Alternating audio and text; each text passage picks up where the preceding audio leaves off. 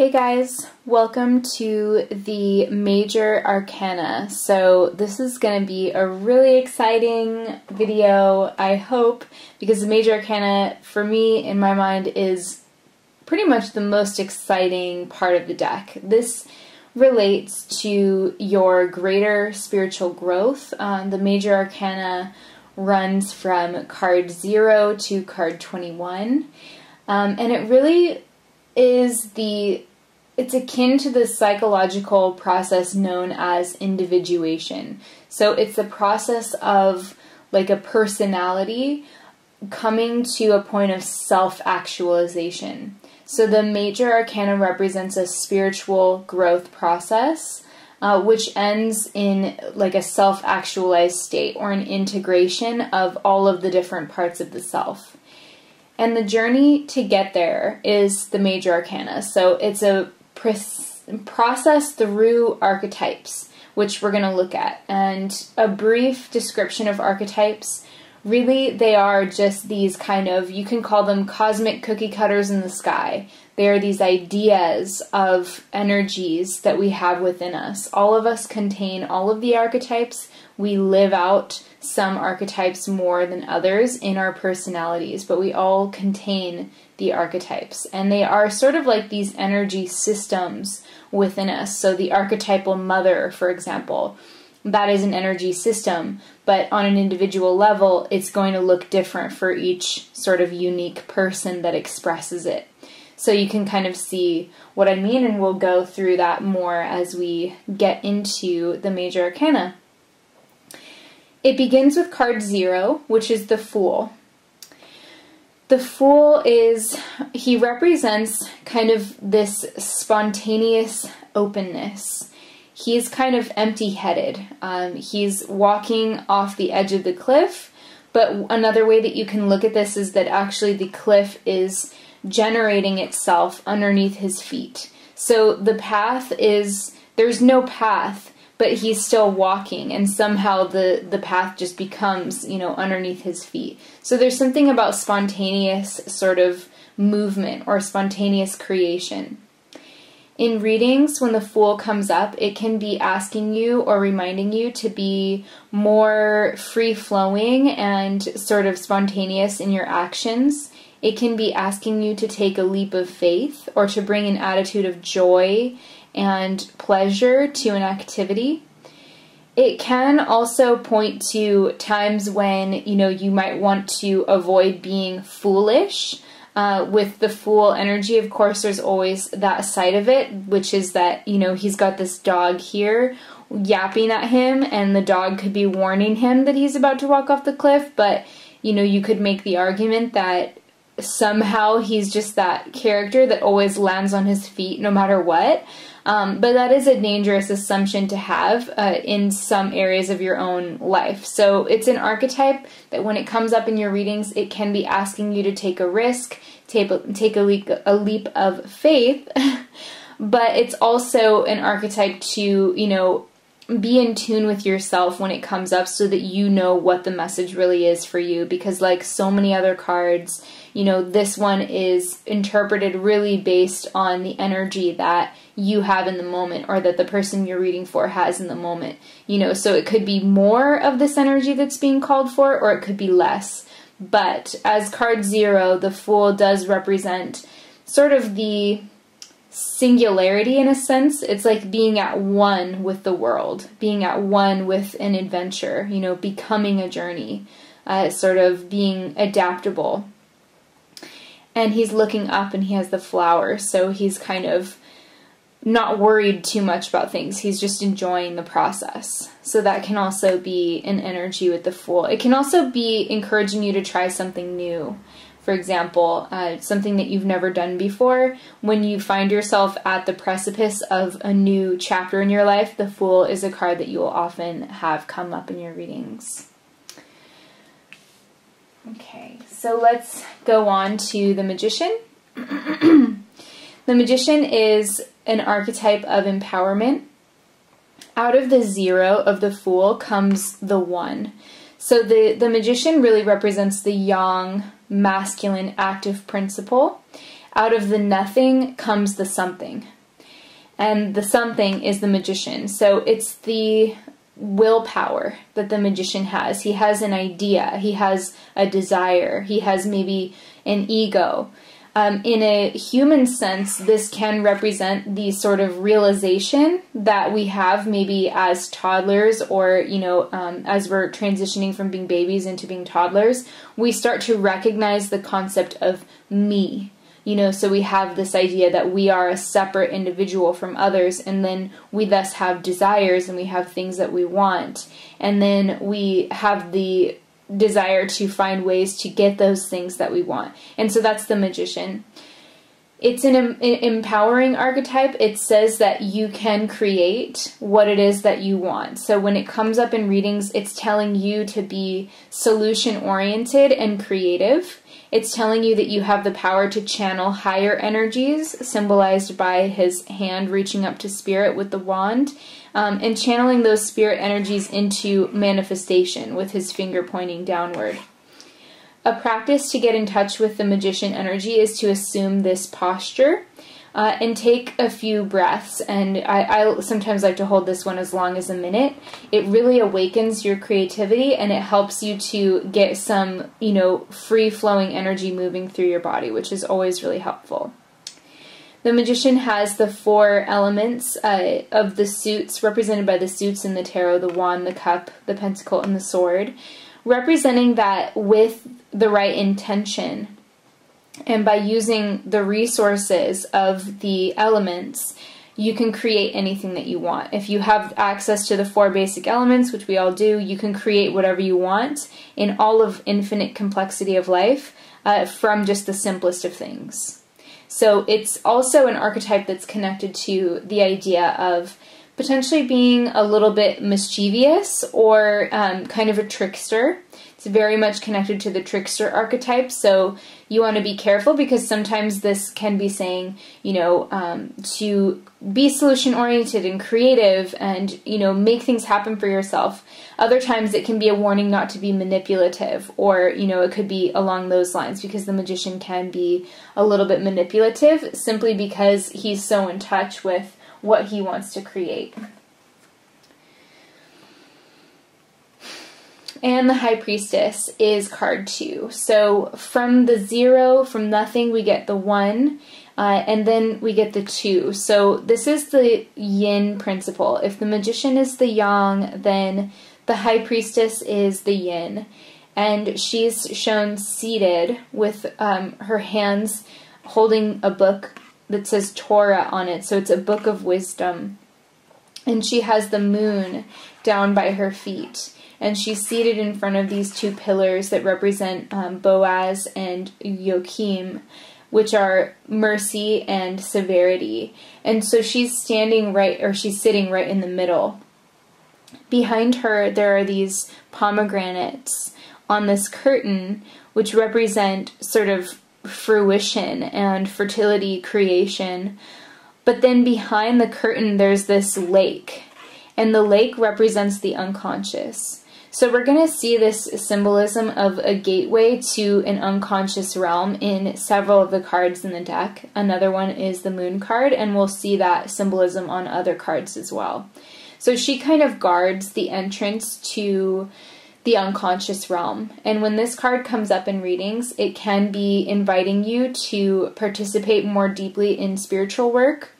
It can be letting you know that your dreams are very important for creating a sense of clarity and truth in your life.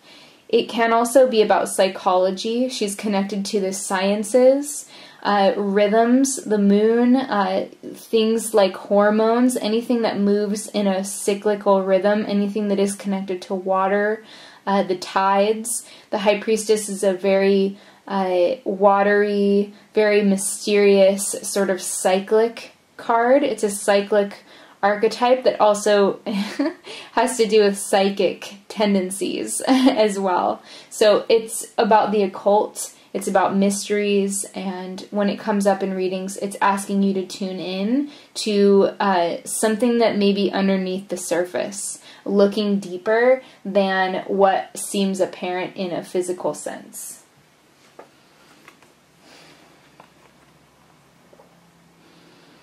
The Empress is card 3, and as 1, the Magician, plus 2, the High Priestess, equals 3. So the Empress represents the manifested world. If we take the impersonal forces of yin and yang and we add them together, we start to get the world.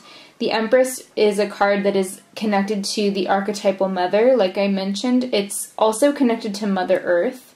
So on an impersonal level, if we were to look at this card, it would be like you add the yin plus the yang and then you see the whole symbol.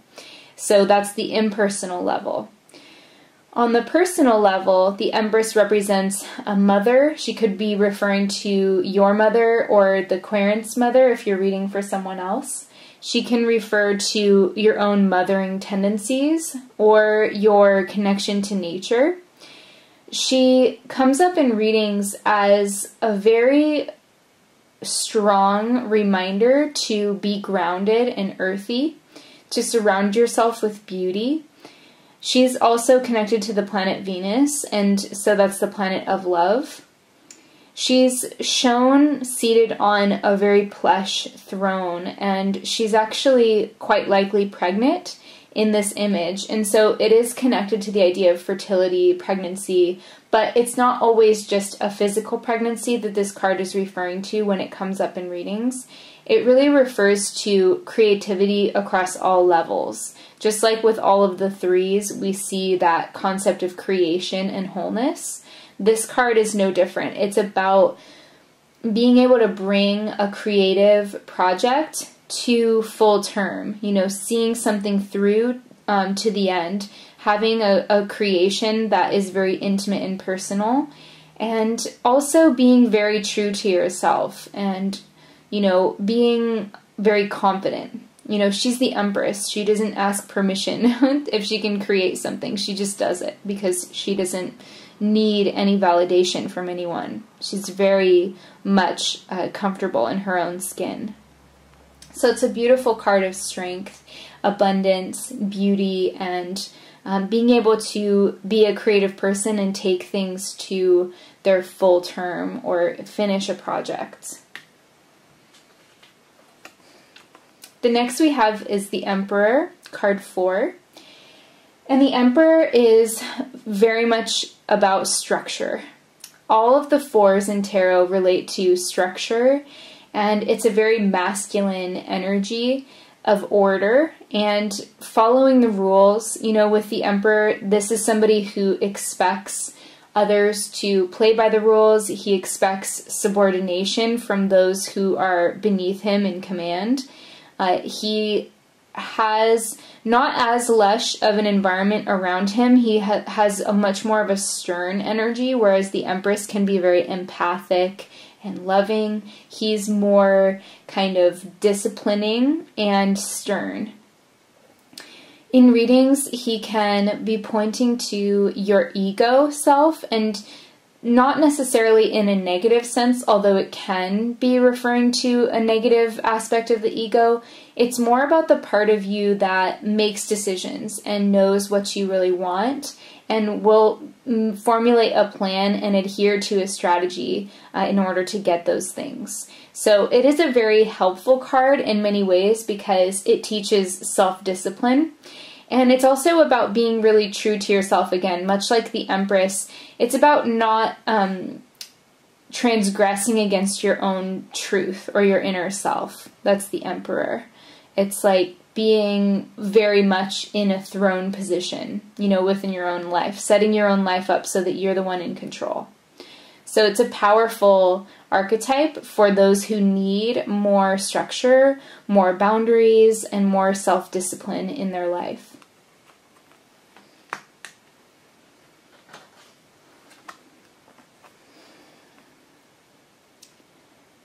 The Hierophant is card 5, and he is really representing the outward communication of a spiritual truth. If we were to compare the Hierophant with the High Priestess, these are kind of like the mirror images of each other. The High Priestess represents the inner experience of spiritual spiritual experience or spiritual energy. The Hierophant represents spiritual teachings and spiritual knowledge that can be communicated through language and tradition. So he's very much connected to the idea of rituals and ceremonies, rites of passage, and communicating things that seem mysterious. That word Hierophant actually means demonstrator of mysteries, and I've also seen a translation of speaker of the sacred. So this is a very authoritarian energy. It can be in some readings, so you want to be careful. When you see this card coming up, it can refer to positive growth in the area of having a teacher or a mentor. It can also represent the energy of caring too much about what society thinks about something, though, because this also represents sort of what is societally accepted, or, what generally, like on a social level, people are saying yes to this activity and no to another activity. And so you want to be careful to not be too focused on kind of fitting in with this card. And that's sometimes kind of the danger, because it can be so traditionalist that it can actually resist new ideas or resist anything that, it can have a fear of anything that doesn't fit with the status quo. So you want to be careful with this card. It can come up when you're feeling a little bit trapped by other people's expectations or what other people think you should be doing. So that's something to be aware of. But in a positive sense, this also is a card that can introduce a certain level of personal responsibility, ethics, rituals and ceremonies that can be very transformative. And it can also help you to advance on your spiritual path by attention to spiritual teachings that are being expressed by this mentor or guide.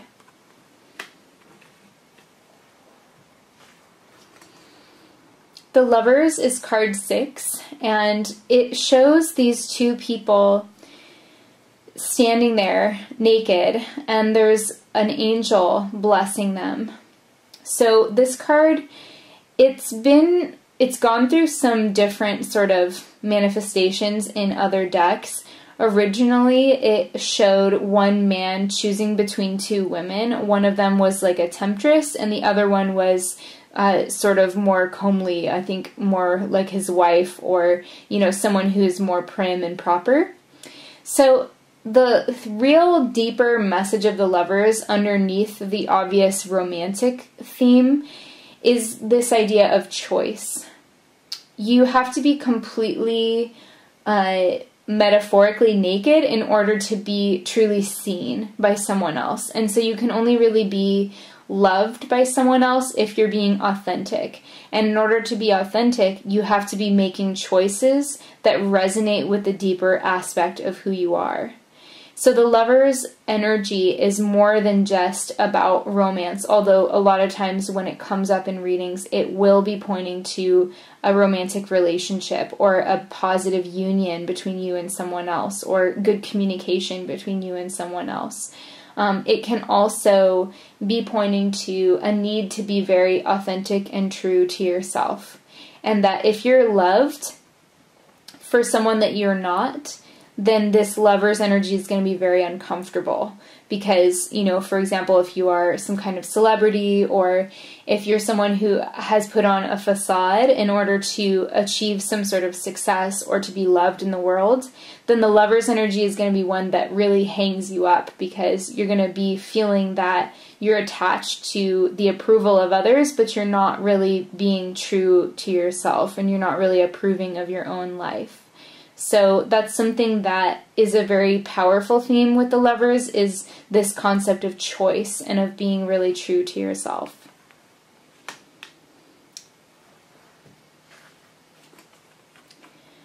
The Chariot is card 7, and it is a really powerful card of self-mastery. With this card, it's showing this guy with all this armor on, and he's in this very heavy chariot, which is being drawn by two sphinxes, and they're black and white, so they're being very sort of opposite to each other. Crowley calls this card Mars in Cancer. The traditional association is with this astrological sign of Cancer, but he called it Mars in Cancer, and that has to do with sort of if Cancer is the energy of the heart and the energy of like what you love, then Mars is where you will fight for what you love. Mars in Cancer is where you will fight for what you really love. So the Chariot, I always find that that's such a beautiful expression of the Chariot card, because this is really a loving warrior. That's what we see with the Chariot. This is a mover and a shaker, but only for things that he really believes in. He's also somebody who is willing to put on a sort of persona, represented by the armor that he's wearing. It's like he knows he has to guard himself in order to make real progress in the world. This card is so much about being able to harness your own personal energy and not to be indecisive, but to really take charge and take the reins of your own life. Harness the forces that you have within you to achieve, your destiny, to achieve your goals, to improve yourself, to decide what you want to be and then become that. So it's a really empowering archetype, similar to the Magician. The Chariot card also may come up in readings when you are being encouraged to travel. It can be related to work, travel for work, or, travel by vehicle on a more mundane level. On a spiritual level, though, this is about self-improvement. It's about realizing who you really are and then fighting to become that, or taking massive action to become that. It's also, like I said, it's the defender of those who cannot defend themselves. He's a loving warrior, so this is also an archetype that may have some connotation in your readings for helping others, in whatever way that's relevant for you. But it's definitely a reminder that you can suit up in your armor, you can get in your chariot, you can use your resources and really make a lot of progress. If you just put your mind to it and focus on where you want to go, you can get there. That is the message of the Chariot. It's a card of victory.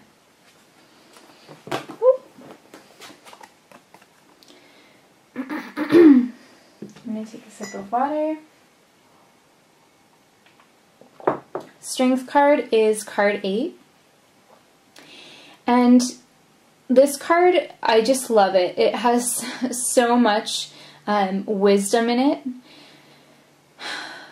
It's also a very complex energy. So we have this woman petting a lion, and the lion is purring and looking up at her. So she's facing something that would make her very afraid. Something that other people would shy away from maybe, but she's doing it with total trust in herself and trust in the lion. This card can relate to inner strength more than just outward physical strength. And in a sense, the lion represents your internal fears. It's your instinctual fears, maybe your traumas from childhood, or, the fear responses that you go into in sort of like your nervous system, like the automatic responses. And then the woman tending to the lion represents sort of your personality self, tending to your fears and sort of nourishing yourself or acknowledging to yourself what is scary about a certain situation and dealing with it. So strength archetype has a lot to do with being patient. It has a lot to do with endurance. When it comes up in readings, it encourages you to be strong. It lets you know that you're on the right path. You just have to stick it out maybe a little bit longer. You might have to be true to your own sense of ethics. You may have to face some fears and be gentle with yourself in the process. You may also have to deal with difficult people or, people in situations that bring out a lot of frustration or fear within you. That is the strength energy, but it lets you know that you have the power to do that.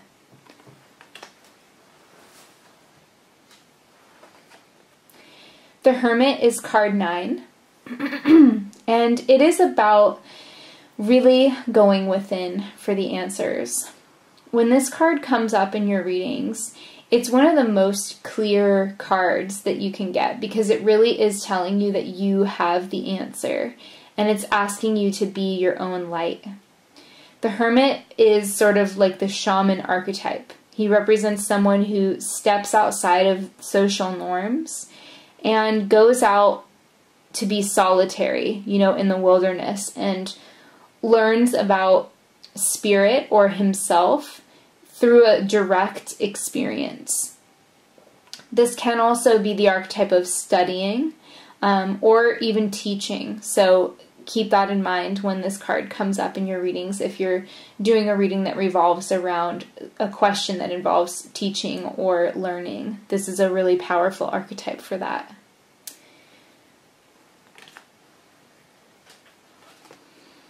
The Wheel of Fortune is ruled by Jupiter, and it represents sudden change, but not of like the same nature as the Tower card, which we'll go into. The Wheel of Fortune more represents cyclic change, change that is sort of preordained by universal forces.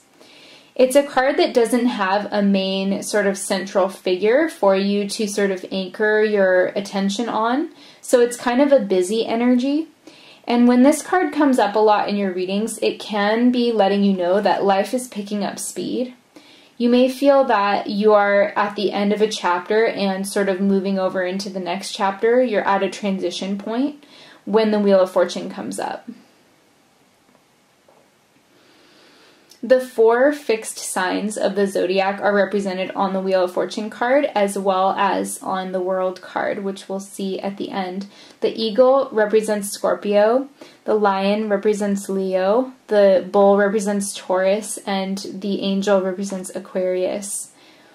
So it really is about your relationship to universal forces and the fact that you are sort of, you know, you are a part of a greater machination.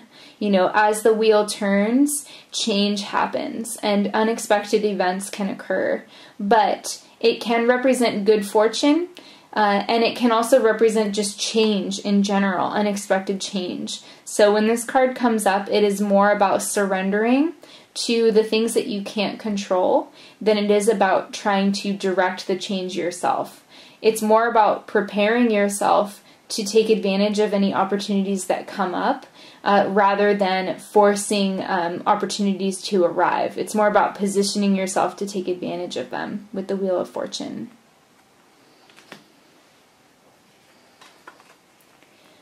Justice is card 11 in the Major Arcana. This is a card of cosmic balance. The woman is holding one sword and one Libra scales, and of course this card is connected to Libra. So she's got the sword of truth and she's got the scales of balance, and the circle inside the square represents, it's really small, it's on her clasp of her robe. It represents spiritual law, because the circle is the spirit and the square is the law. So there's spiritual law in the Justice card. It's an impersonal energy, much like the Wheel of Fortune, but it really says that what you put out is what is going to come back to you. So Justice is the Law of Attraction card. It's a card of recognizing that it is spiritual law, that the energy that you extend is the energy that you will receive in some form or another. It's also, you know, very much about the law of attraction and being able to know what you're getting in your life is part of what you have been putting out. So not blaming anyone else, you know, for what's going on. Justice is an energy of responsibility. It's an energy of fairness. When this card comes up in readings, it can be referring to something legal, something like a legal battle turning out in your favor on a mundane level, but on a spiritual level, it is about finding that sense of equilibrium within yourself so that you don't have to be at the mercy of things. You start to understand why things happen. You have a bigger perspective. and you can see sort of like the thread of cause and effect in your life and sort of why you've ended up where you are today.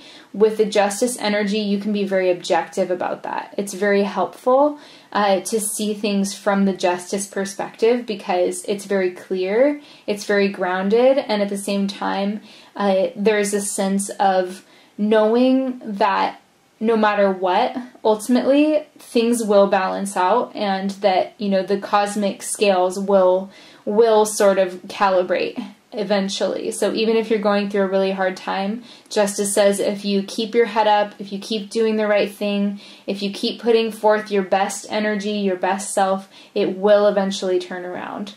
And that is the promise of the Justice card.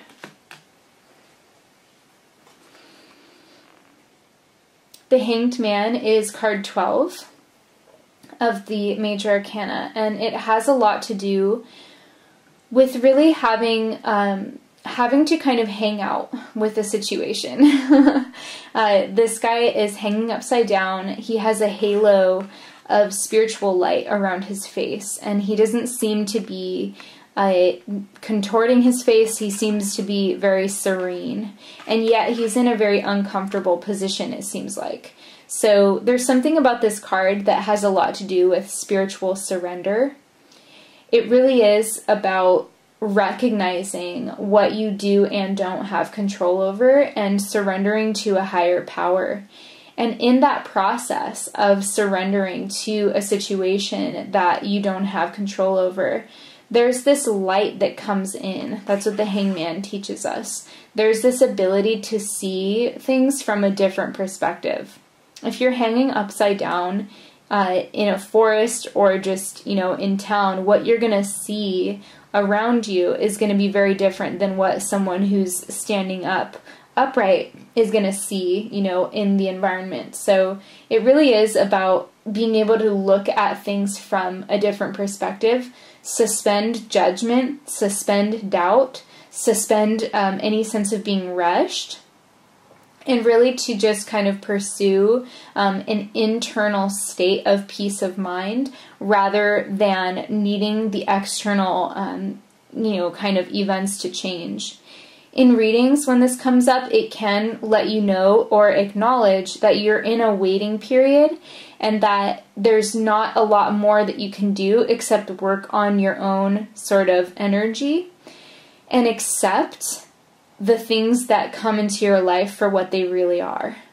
It's acceptance and surrender with the Hanged Man.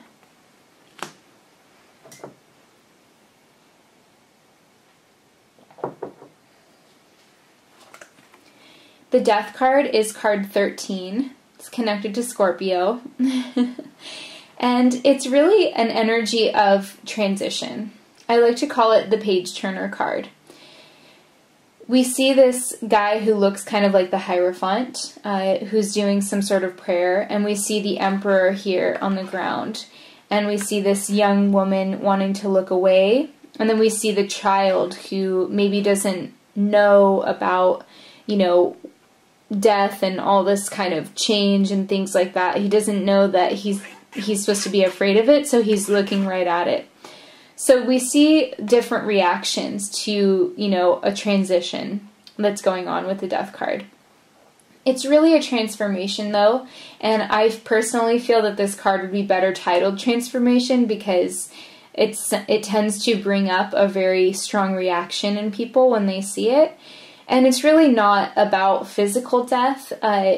Much of the time, if not all the time, pretty much, it is about a transition from one state of being into another. So this could be, for many people, I see this card coming up, for example, when someone is about to get married, that is the death of being single, and so that's the end of a chapter, and so the Death card is kind of the closing off of that previous chapter and the entering into a new chapter of life.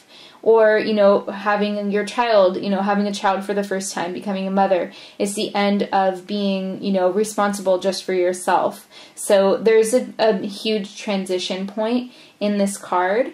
And it's really, again, about releasing your hold or your attachment onto anything that you don't have control over, and allowing yourself to experience the change in as flowing and as sort of relaxed way as possible. Because with death energy, it is something that we can't really avoid it. We just have to face it and move on.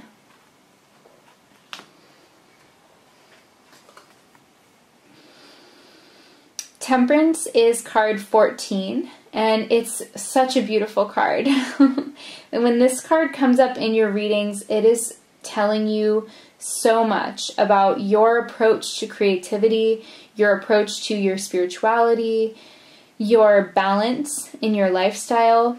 The Temperance Angel is pouring water from one cup upward into the other cup. So there's something magical happening. And a lot of times this card is referred to as the alchemy card.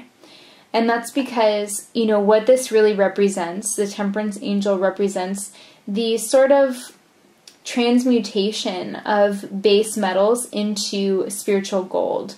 So it's a process of transformation, transforming maybe your pain or your wounds into a spiritual strength. It's a card of massive healing. And it's so amazing how often this card will come up for people who are artists or for people who are healing through some kind of artistic practice. It also represents a really good balance between the material and the physical, or the spiritual and the material worlds, rather, because she has one foot in the water and then one foot on the land. And in the background we see similar to the Moon card, and we saw that also in the Death card. So there's something unknown about the transition of the Death card, because the Moon represents what is unknown. And so we see the gateway into the unknown in both of these cards in the background. So it is about transforming yourself in such a way that you're becoming more than you've ever been with Temperance, and you're always finding a new relationship to yourself with the Temperance card. It's a beautiful energy, very spiritual energy.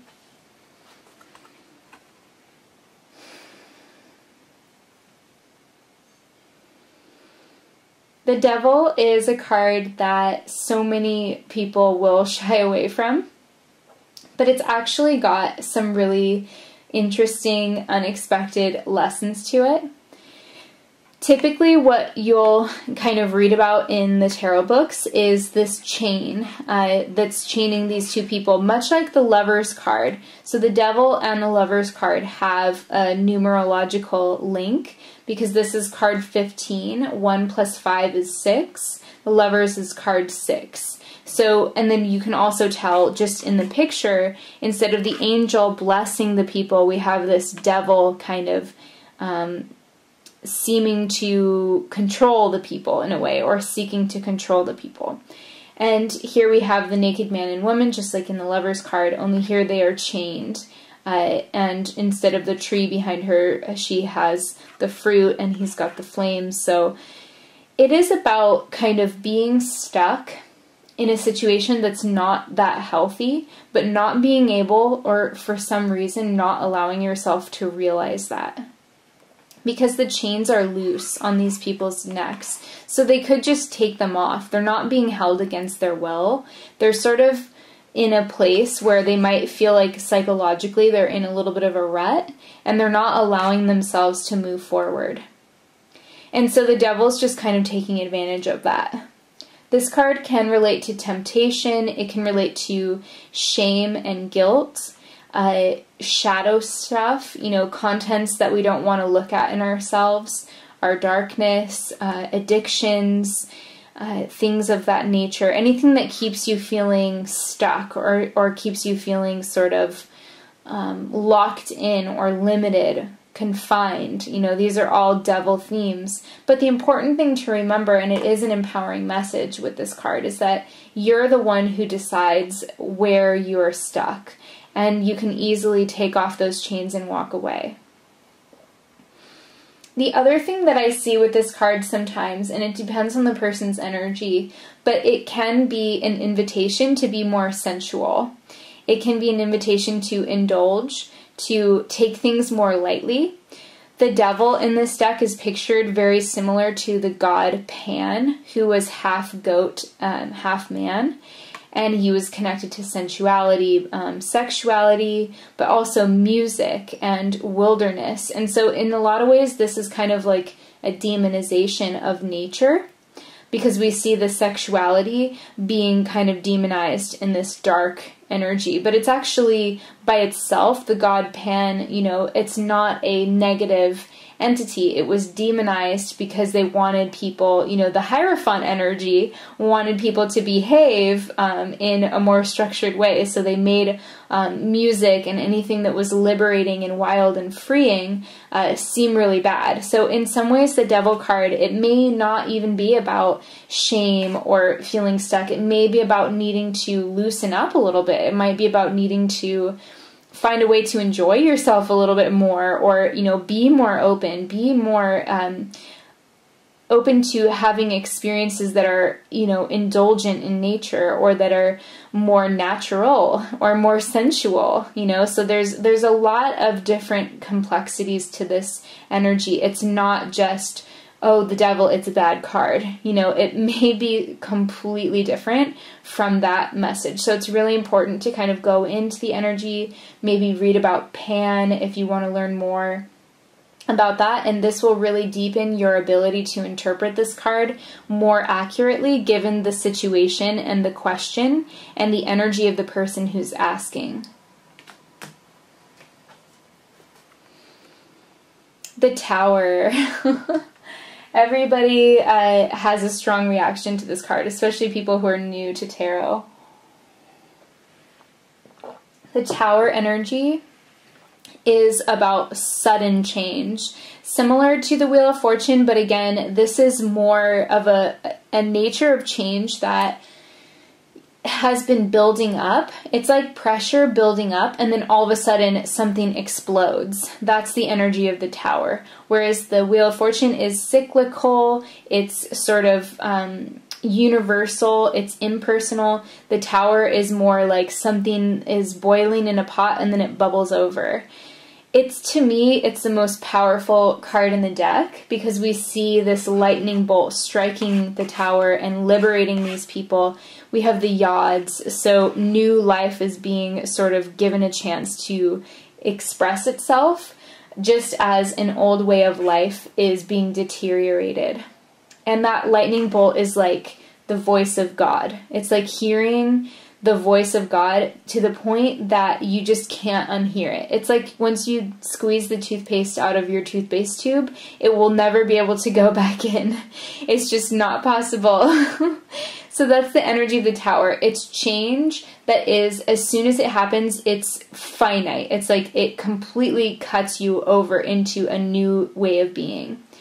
And a lot of times it's a very liberating experience. You know, people who have been stuck in a dead-end job, or who have been in a very bad relationship, or who have, you know, been bored with their life for a long time. It's like they might feel like they've been held prisoner, or they've been holding themselves prisoner, much like the Devil card. And we see it's no accident that the Devil card represents, you know, holding yourself prisoner to something, or, you know, staying in a situation that's limiting. And then we have the Tower. It's that moment of liberation from the devil energy. So it's breaking you out of a cycle, and it's really shaking you up. It's getting out of old patterns.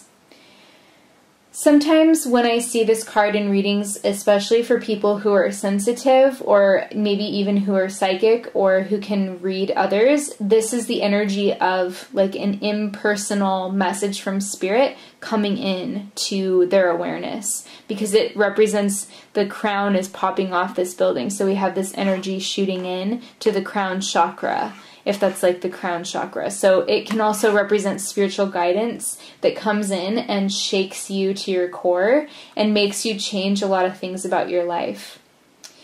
No matter what, the Tower is sort of an upsetting card.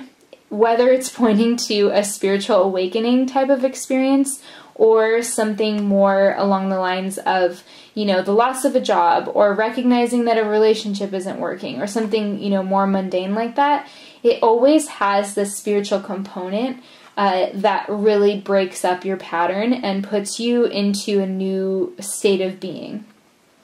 So it's also very often it's surprising. So when that card comes up, you know, be prepared to maybe be a little bit surprised. But ultimately, the main theme of the Tower is this kind of spontaneous liberation from something that has been holding you back. Essentially, it's the universe saying, hey, you haven't been living in the most appropriate situation for you, or it's saying there's something better for you out there, so I'm going to shake you out of this tree branch, and I'm going to shake you into your next, you know, environment. I'm going to shake things up so that you have to move, because you're not going to do it on your own. So it's a positive thing, but you just kind of have to surrender in order to kind of get the positive result out of it. The Star is card 17, and it is such a beautiful energy, especially after the Tower. So this card coming up after the Tower represents a moment of peace or a sense of hopefulness and faith in the future, faith in your higher self, spiritual trust. When the tarot was being conceived during that time, people who were using ships, you know, to get across large bodies of water, they would use the stars as a navigation system. So the Star card is, you know, showing this naked woman pouring this water underneath the stars. So it's really showing how when you have like a spiritual North Star to follow, or you trust in, you know, your faith, or you trust in something greater than yourself, it opens you up to be able to be your true self. Your spiritual trust or your faith gives you the ability to do supernatural things. Like this woman, she's walking on water. She has one foot. It's not going underneath the surface of the water. It's sitting on the surface of the water. So because she has faith, she can be totally vulnerable. She can be totally open. She can be authentic, and she can be seen. And she doesn't mind, you know, because she knows that there's something bigger that's taking care of her. She knows that everything is working out. She pours the water back into this lake, and then she also pours water back onto the land, and it splits off in 5 directions. And that symbolizes the 5 senses. So she's pouring water back into her spirituality, but then she's also pouring water, which represents her awareness, into the material world. So much like the Temperance card, which has 1 foot in the water, 1 foot on land, the Star card represents kind of like the next octave of the Temperance card, in that sense that it's still a balance between the spiritual and the physical. But here we're seeing, you know, someone who's completely naked and connected to the earth, and she's able to really be seen for who she is, and she's in balance with who she really is. There's a bird in the background on the tree, which represents her instincts, similar to the 9 of Pentacles. So this is someone who really trusts her intuition, someone who is very much connected and tuned in to her deeper self, and uses that connection to make decisions in the world. So it's a beautiful energy. When it comes up in readings, it lets you know that you can trust yourself, and you can also trust life. That life isn't out to get you, that things are working out for you, and that you may have to be a little bit patient, but you have permission to be idealistic. You have permission to trust the messages that are coming through for you, because it all is being worked out. And you have permission to be your true, honest, open self, like this woman is, as she pours the water. She's not putting on any clothes. She's not trying to be anybody else but herself. It can also indicate that there will be something coming up in the near future where you're going to be seen more in a bigger way. So, you know, prepare for that.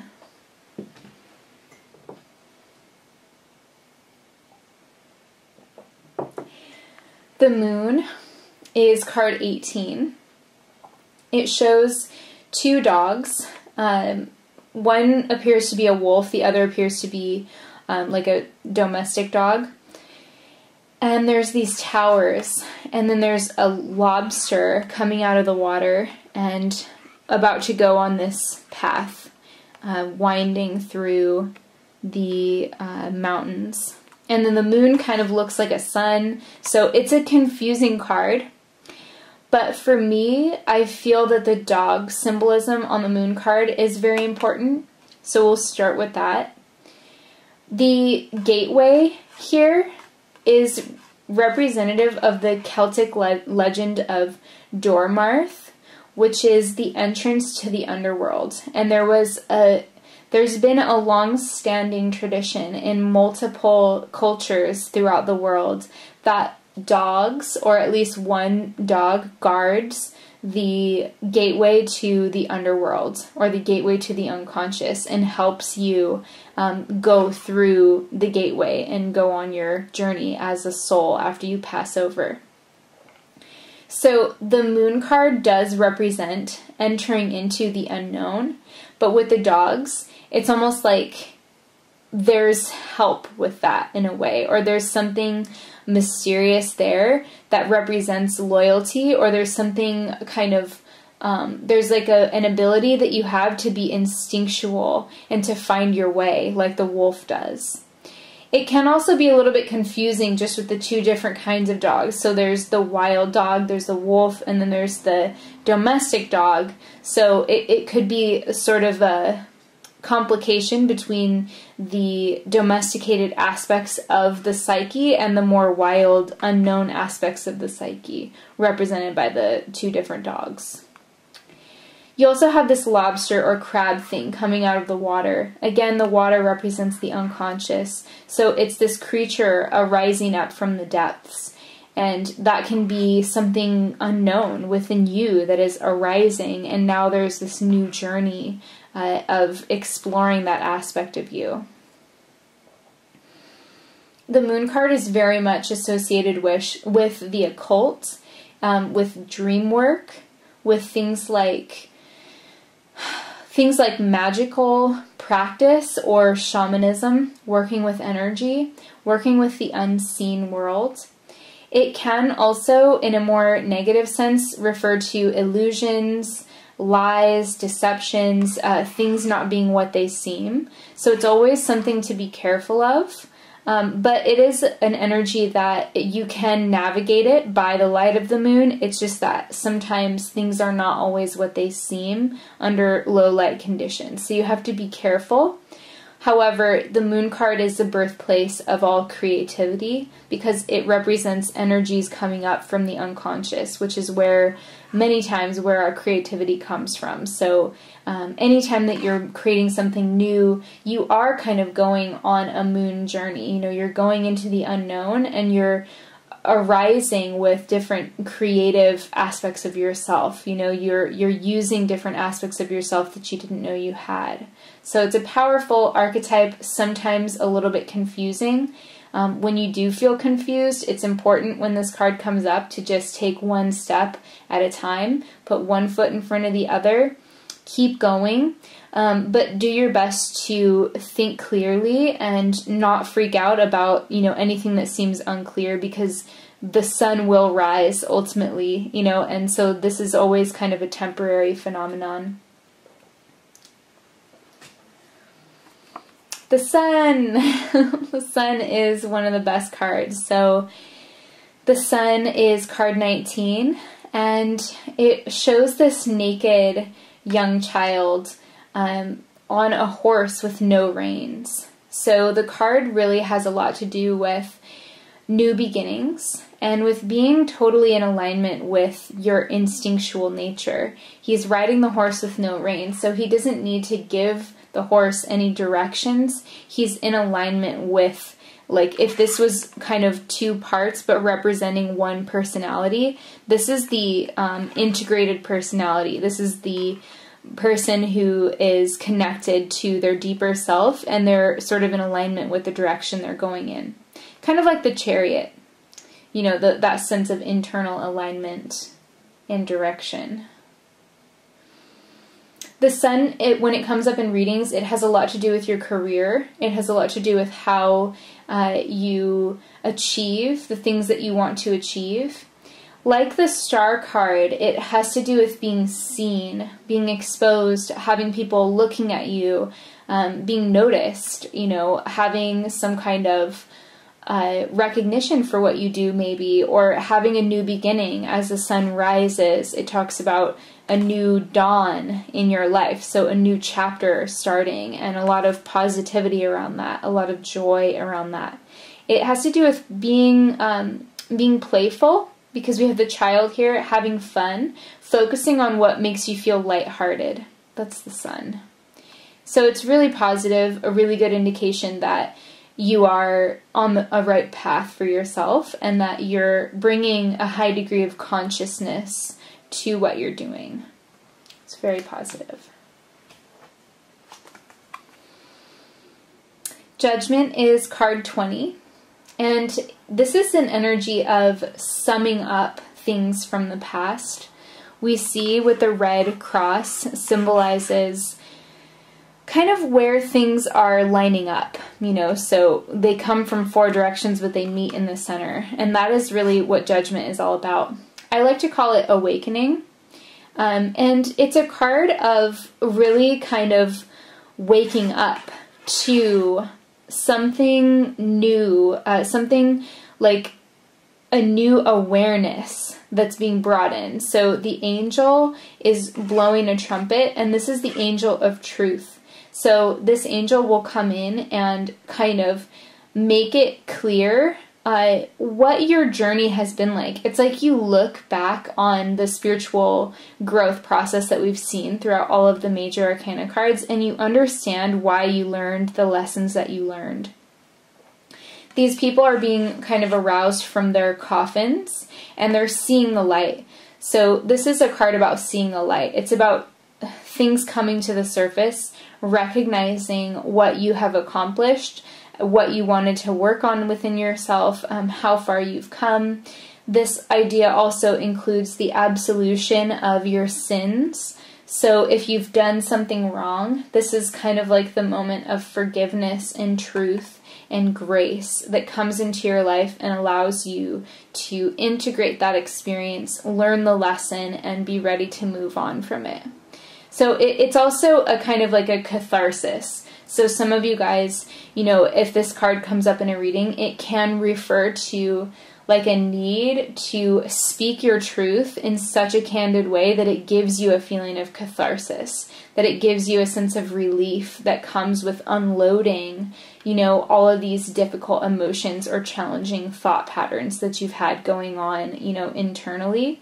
It's like really getting help with that, you know, finally seeing the truth from a bigger perspective and being forgiven, you know, for anything that you've done that could have been a transgression. So it is a summing up of past energies, a realization of your own faults and your own strengths. This is like a final cleansing period before we get to the World card. But when this card comes up in readings, it can indicate something coming rapidly to light. So there could be truth coming out about something. There could be some kind of vindication for you, some kind of validation. There could be something that other people realize about a situation that you have known the truth of all along. Or it could be the other way around. It could be you realizing the truth about something that someone else was withholding. So it's just about truth coming to light, basically, and an awakening process, a spiritual awakening in some cases as well.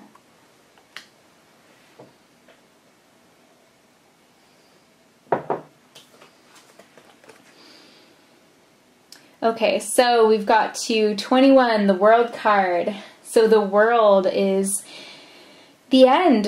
It's, again, we see the 4 fixed signs of the zodiac, Aquarius, Scorpio, Leo, and Taurus.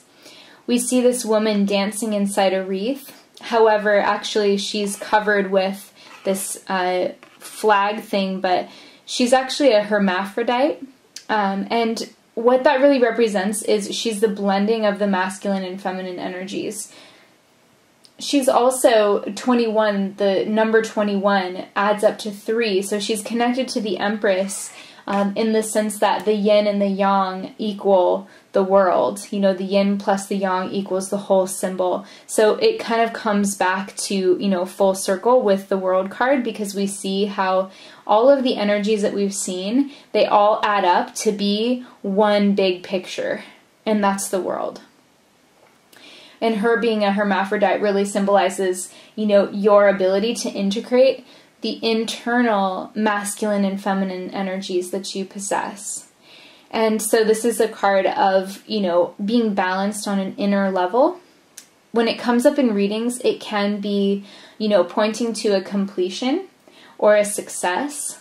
Sometimes it's about a graduation. A lot of times I see this come up in a graduation ceremony, or when someone's about to become certified in something, or, you know, just finishing a long process of growth. This is the World card. That is making peace with it, tying up any loose ends, and really kind of being in a place of being able to authentically express who you have become. There's a recognition of all of the parts of you. There's a sense of being totally at one within yourself and at peace within the world. So it's a really beautiful card. Most often when I see it come up in readings, I see it as the sort of finality of a process. And it can also represent outreach, something like the internet, because the internet connects all the 4 corners of the world, you know, together now. So this card can be about increasing your customer base. It can be about reaching new people, having a bigger network, just generally being more confident and more sort of more trusting and self-actualized, less anxious, less worried about things, but more kind of at peace within yourself. And that's the world energy. And so that is the major arcana. I hope that you guys have enjoyed this, and I hope that the descriptions that I gave have been able to add some things maybe to your previous notions of the cards. And you can always check back with the PDF as well, because there will be more information about the astrology, connections with the cards, and just more sort of descriptions that I didn't mention in the video. So you can go ahead and check that out now. And I hope that you guys have a great rest of your day, and I will see you guys next week for the process of connecting the cards in a reading and bringing a sort of a spread to life. Okay, bye!